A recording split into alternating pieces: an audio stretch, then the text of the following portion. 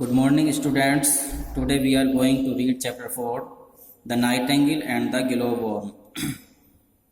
This poem is written by William Cowper. William Cowper was an English poet. He wrote about everyday life.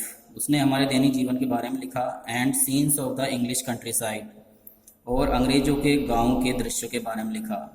In 1773, Cowper began to write religious hymns. Cowper ने धार्मिक श्लोकों के बारे में लिखना शुरू किया. So let's start the poem The Nightingale and the Glowworm. A nightingale that all day long had cheered the village with his song. एक बुलबुल जो पूरे दिन अपने गाने से गाँव को खुश करती थी. Nor yet at eve his note suspended, nor yet when eventide was ended. ना तो सुबह को ना ही शाम को उसका गाना बंद होता था. Began to feel as well he might the keen demands of appetite. एक दिन उसे भूख लगी. Appetite means भूख लगना.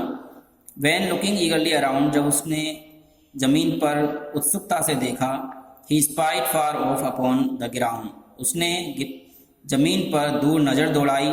Is something shining in the dark. अंधेरे में उसे एक चमकती हुई कुछ दिखाई दिया. And knew the glowworm by his spark. और उसकी चमक से उसने जाना कि यह ग्लोवर्म है.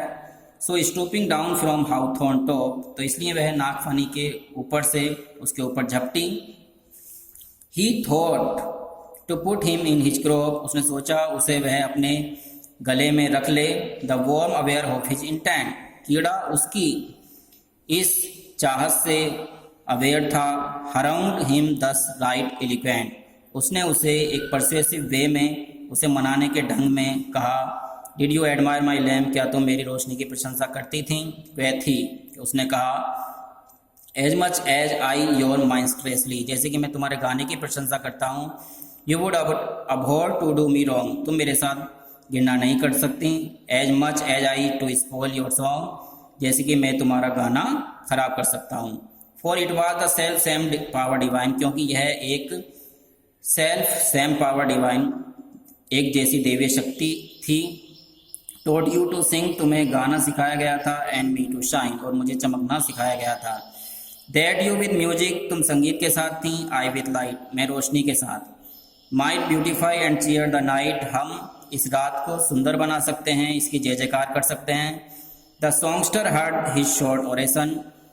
बुलबुल ने उसके छोटे से भाषण को सुना. And warbling out his approbation. और उसने अपना अप्रूवल दे दिया, सहमति दे दी. Released him. उसे छोड़ दिया. As my story tells. जैसे कि मेरी कहानी बताती है. And found a supper somewhere else. और अपना खाना कहीं और पाया. So student, learn this poem and read loudly.